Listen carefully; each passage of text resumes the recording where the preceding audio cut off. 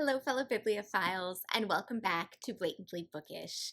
Today, I want to chat all about Pride and Prejudice, and specifically how to make the most out of your reading experience of Pride and Prejudice, or really any Austen novel for that matter, because a lot of the things I talk about today are very relevant for other Austens and relevant for the time period in which Austen wrote.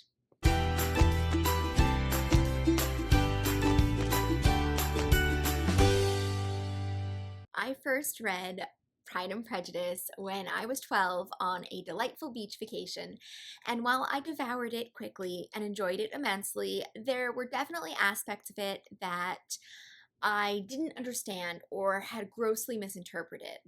And I know that I am not alone in this type of reading experience when it comes to Pride and Prejudice or Jane Austen in general. So many modern day readers approach Austen's work through an understandably modern lens. And while Austen's characters may be timeless, there are some aspects of her books that simply don't make much sense unless you have a bit of historical context and a basic understanding of Jane Austen's world. So today I figured I'd go over some of the things that I wish I knew on my first or second or maybe even third read of Pride and Prejudice and some of the most common misconceptions when it comes to the book. Some of these are very basic and some of them are more complex. Some of them are specific to Pride and Prejudice, and some of them are just useful knowledge for all of Austen's work, or even classic literature in general, and later Victorian stuff. So let's dive into it. Number 1, language. This may seem incredibly obvious, but the language in Pride and Prejudice is somewhat different than modern English. It's still understandable, but there are many words and phrases that have since fallen out of use or mean something incredibly different to us today. For example, Austen describes characters as intimate and having intercourse all the time. Nowadays, both of those words have major sexual and romantic meanings and connotations. But in Austen's time, people were intimate with their friends and close acquaintances. Intercourse simply meant communication or discussion between people. These two words have no sexual innuendos or meanings in Austen's work. Pride and Prejudice is over 200 years old, and the English language is constantly changing and evolving over time. It's easy to harp on a single word or sentence that doesn't make sense. But if you're struggling, the best thing to do is to just keep going. Pausing to look things up every 2 seconds is tedious, and it really makes the reading experience less enjoyable. Chances are the one sentence or word that you're curious about won't drastically change the book for you.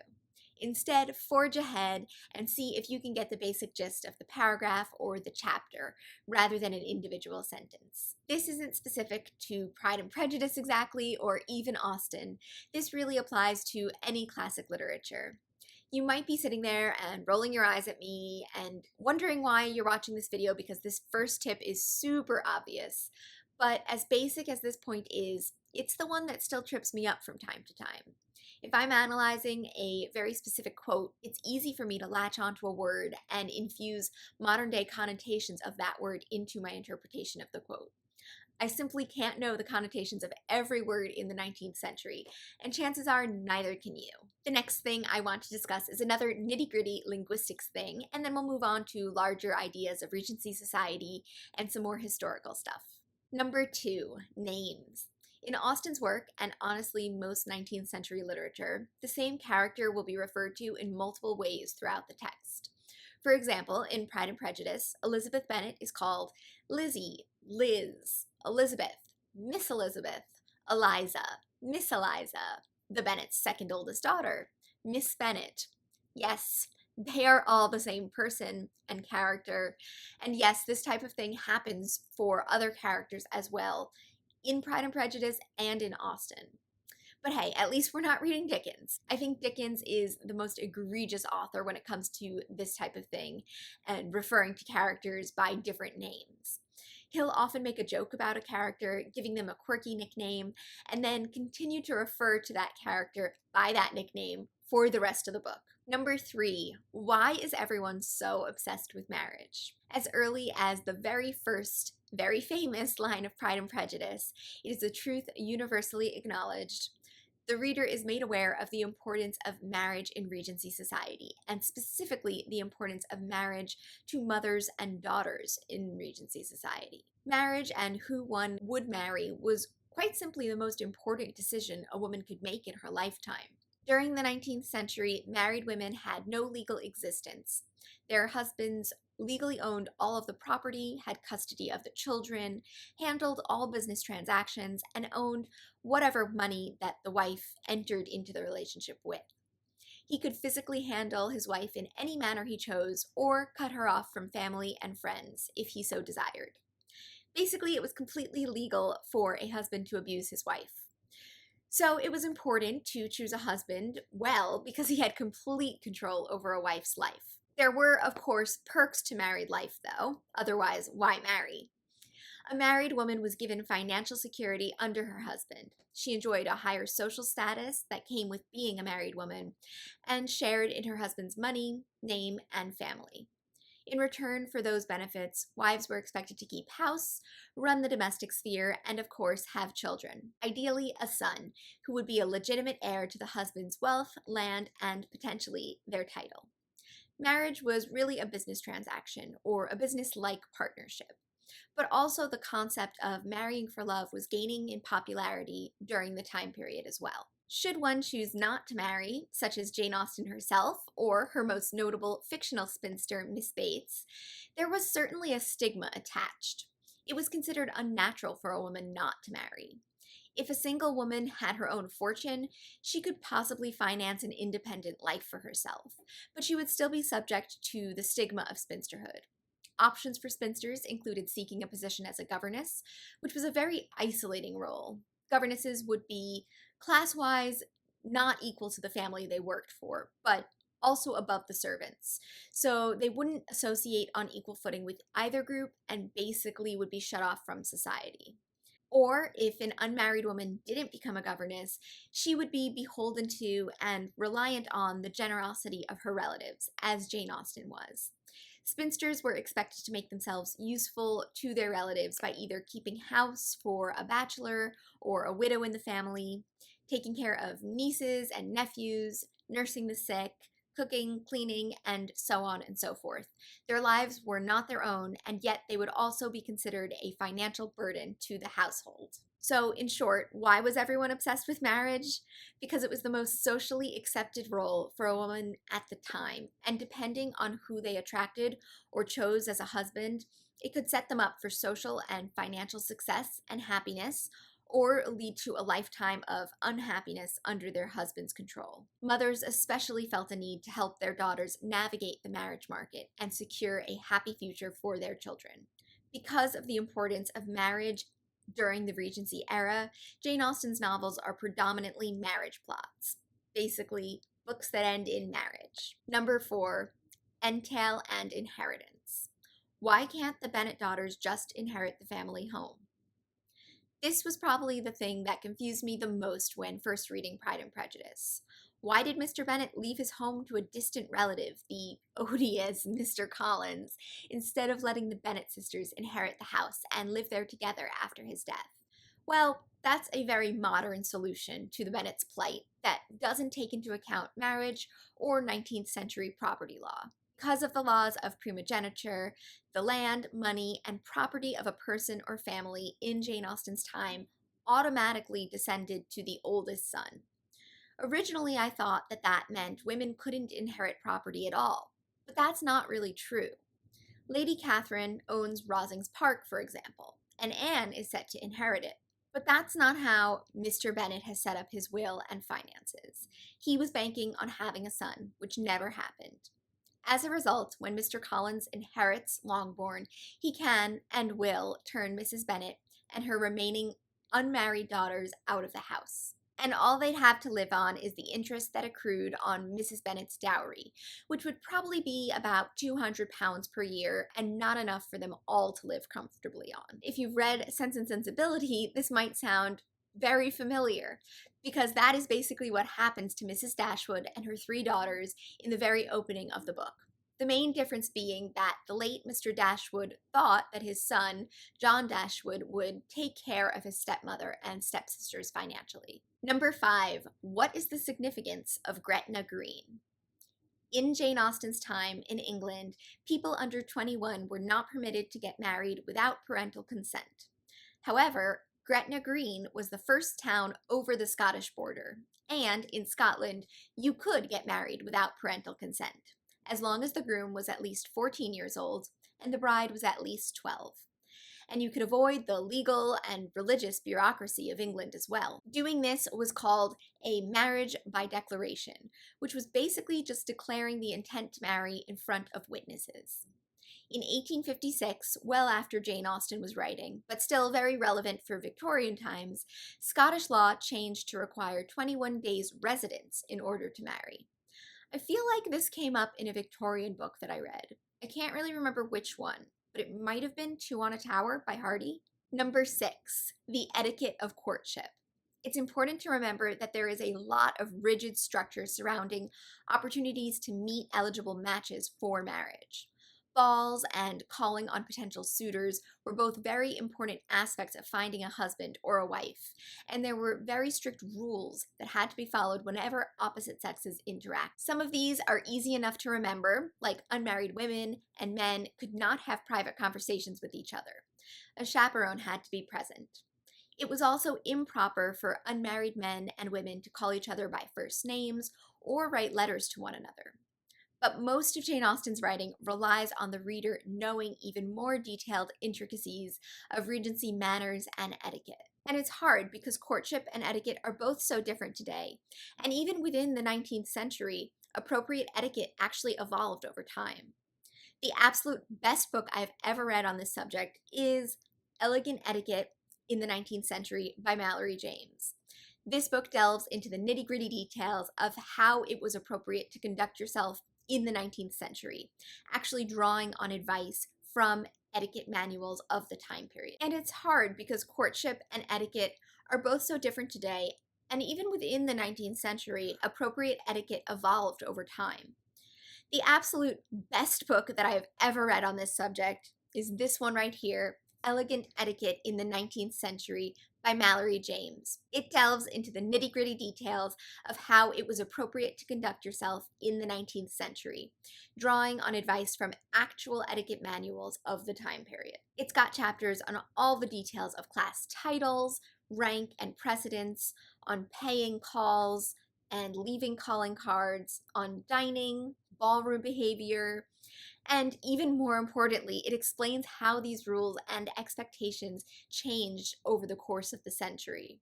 If I were to go back in time to the 19th century, I would absolutely need to bring this with me as a reference guide. Number 7, Mr. Darcy's rudeness. So many modern day readers don't quite understand the extent of Mr. Darcy's rudeness at the beginning of Pride and Prejudice. I've heard plenty of modern readers interpret his actions of only dancing with the women he came with as endearing shyness, awkwardness, or even a form of social anxiety. Jane Austen's readers in the 1800s would have thought no such thing, and it is all down to ballroom etiquette. Men were expected to dance well, and it was polite for them to dance with as many women as they could at a ball.